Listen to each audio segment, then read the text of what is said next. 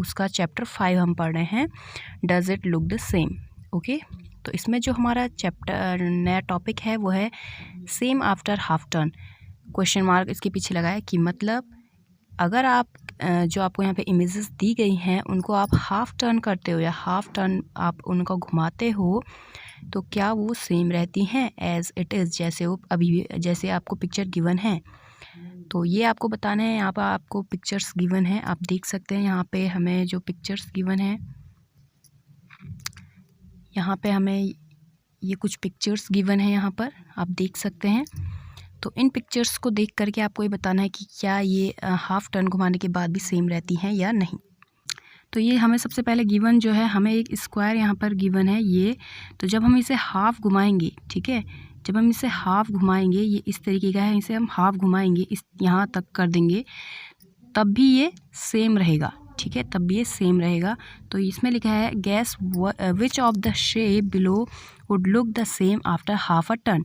तो ये वाली शेप सिमिलर सेम रहेगी हमारी एज इट इज़ की तरह, तो ये हो जाएगी येस।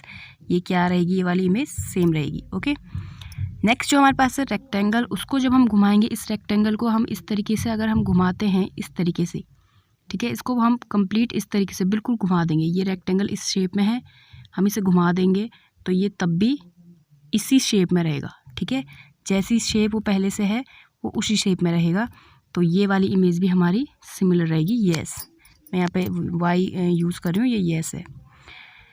नेक्स्ट जो हमारे पास है वो है एक सर्कल, यहाँ पे हमें गिवन है। तो सर्कल को तो हम कहीं भी हाफ घुमाएं, चाहे हम इसे कंप्लीट घुमा लें, ये एज इट इज़ रहेगा। तो ये भी हमारे पास येस है, ये इमेज भी हमारी सेम रहेगी। नेक्स्ट वहाँ पर फिर से एक रेक्टेंगल है, बट ये हमारा वर्टिकल डायरेक्शन में खड़ा है, तो यहाँ पे ये भी हमारा येस रहेगा।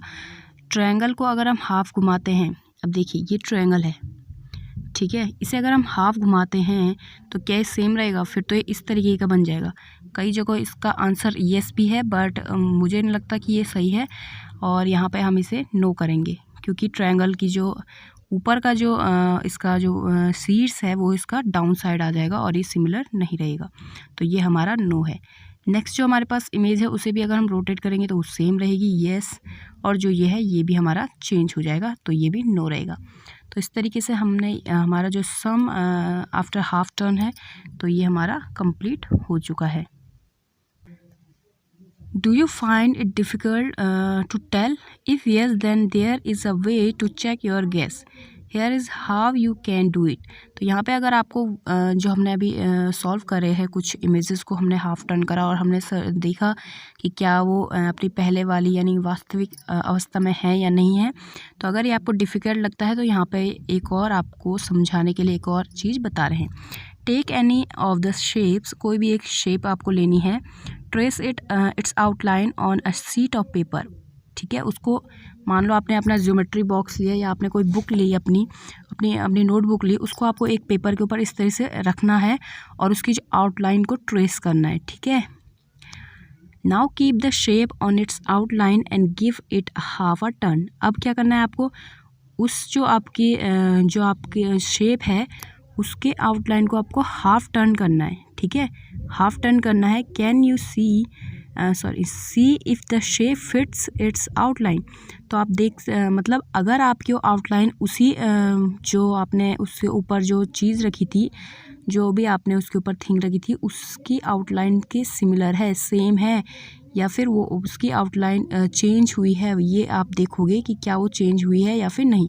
तो अगर वो चेंज हुई होगी तो मतलब वो हाफ टर्न के बाद वो जो भी चीज़ आपने रखी है वो शेप आपकी सिमिलर नहीं रहती है। अगर वो हाफ टर्न के बाद भी सेम है तो आप उससे यस लिखोगे। तो फ्रेंड्स बढ़ते हैं नेक्स्ट प्रैक्टिस टाइम की ओर। तो यहाँ पे आप देख सकते हैं कि find out which letter in the English alphabet look the same after half a turn. ऐसा कौन सा इंग्लिश अल्फ़ाबेट है ए टू जेड तक कि जब हम उसे हाफ टर्न करते हो, तो बेसिकली अगर आप हाफ टर्न नहीं कर सकते तो सिंपल आप एक काम कर सकते हो कि अपनी कॉपी को आप उल्टा कर दो, ठीक है, अपनी कॉपी को हाफ टर्न पे घुमा दो और फिर वही ABCD, जब आप ए के नीचे से ए लिखोगे तो उसके बाद आपको दिखेगा कि कौन सा ऐसा अल्फ़ाबेट है जो आपको सेम नज़र आ रहा है, ठीक है। इस तरीके से भी आप इसे सॉल्व कर सकते हो। तो इंग्लिश अल्फ़ाबेट में आप यहाँ पे देख सकते हो, मैं यहाँ पे अभी पिक्चर पेस्ट कर देती हूँ। तो यहाँ पे आप देख सकते हो कि A to Z तक जब हमने इंग्लिश अल्फ़ाबेट्स लिखे और फिर हम जब हमने जो हमारी नोटबुक थी उसे हमने हाफ़ टर्न किया, यानी कि हम उसे हमने उल्टा किया और फिर से हमने A to Z तक जब अल्फ़ाबेट्स लिखे, तो इसमें सिमिलर जो हमारे अल्फ़ाबेट्स हैं वो है HINOSX और Z, ये हमारे सिमिलर अल्फ़ाबेट्स हैं। तो कौन कौन से हैं हम यहाँ पे लिख लेते हैं। एक तो है एक तो है फर्स्ट जो हमारा इंग्लिश अल्फ़ाबेट सेम है आफ्टर हाफ टर्न, वो है HINO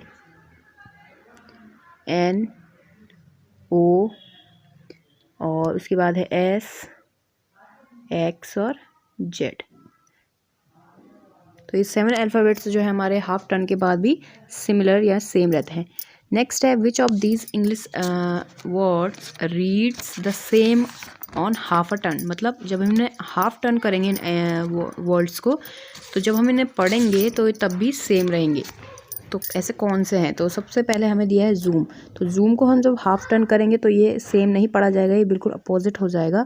उसके बाद है मॉ, तो यस ये सेम रहेगा, तो मॉ हमारा इंग्लिश अल्फ़ाबेट है जो हमारा सेम रहेगा अगर हम इसे हाफ टर्न करते हैं तो। स्विम्स पढ़ा जाएगा, ये भी सही है। सिस भी पढ़ा जाएगा, ये भी सही है। और नून, ये चारों के चारों जो है हमारे सही आंसर्स हैं कि अगर हम इन्हें हाफ टर्न करते हैं तो ये सही रहेंगे। ये जब हम इन्हें हाफ टर्न करते हैं तो ये वही पढ़े जाएंगे जो ये एज इट इज़ हैं।